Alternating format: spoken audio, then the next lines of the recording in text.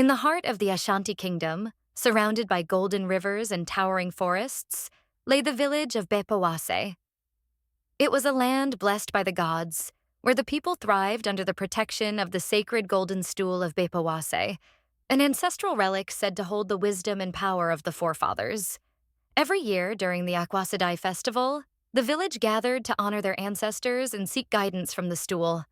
The elders would pour libations, sing praises, and remind the people that as long as they respected the past, their future would remain prosperous. Among the villagers was a young warrior named Kwaku Ansa. He was tall and strong, with the heart of a lion and the speed of a hawk. But Kwaku was also arrogant, believing that strength and skill in battle were all that mattered. He often scoffed at traditions, considering them old-fashioned. One evening, after a wrestling match where he had defeated 3 men in a row, Kwaku boldly declared, "What need have we for the ancestors? Our strength, not some ancient stool, protects Bepowase." The village elders, led by the wise Nana Obrempong, warned him. "Power without wisdom is like a river without a course. It will flood and destroy everything. Never insult the spirits, Kwaku." But Kwaku laughed. "If the stool is so powerful, let it prove itself." Then, in a moment of reckless defiance, he touched the sacred stool.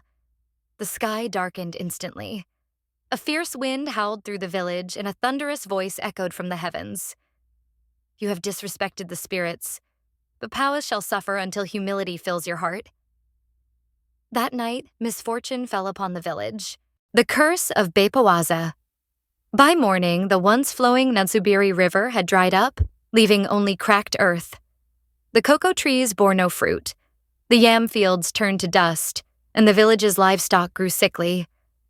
Worse still, the hunters found that the forest spirits had turned against them. The animals had vanished, and the once safe woods became a place of whispers and shadows. The villagers wailed, begging the ancestors for mercy. The elders gathered in council and said, "Only he who has angered the spirits may undo the curse." All eyes turned to Kwaku. The young warrior, now humbled, fell to his knees before Nana Obrempong. "Tell me what I must do," he pleaded. "I will restore Bepowase." The elder sighed. "You must journey to Nyamedua, the sacred forest, and seek Ananea, the cunning dwarf spirit. He alone knows the way to lift the curse. But be warned, he does not grant favors freely." With nothing but his spear and a flask of water, Kwaku set off on the perilous journey. The forest of Nyamedua. The sacred forest was unlike anything Kwaku had ever seen.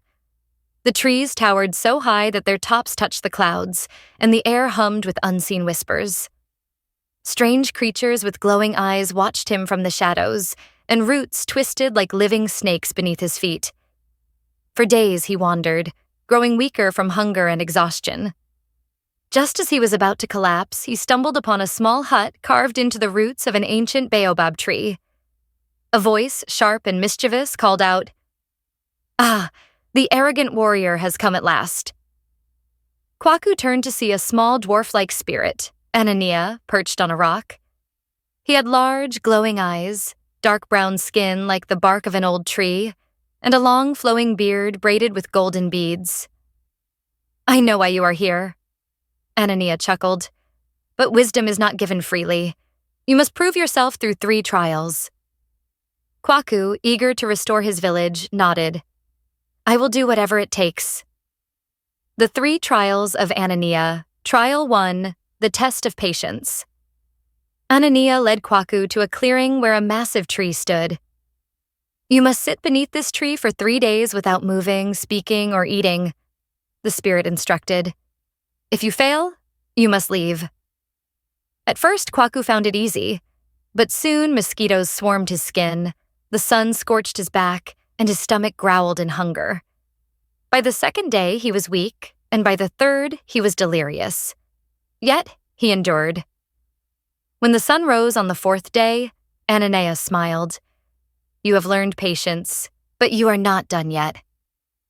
Trial 2, the test of kindness. Next, Ananea led Kwaku to a narrow path.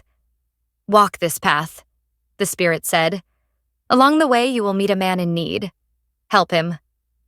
Kwaku walked for hours until he saw an old man, frail and starving, struggling to carry firewood.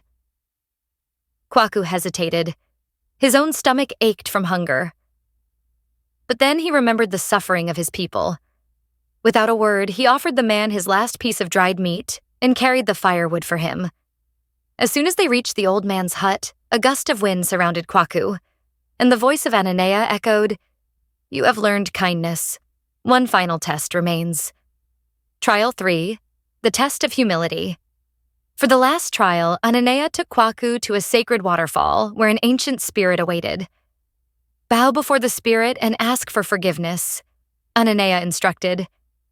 Kwaku's pride flared. "I am a warrior. I bow to no one." But then he remembered the dry riverbeds of Bepowase, the withered crops, the suffering faces of his people. With tears in his eyes, he fell to his knees and pressed his forehead to the ground. "I was wrong," he whispered.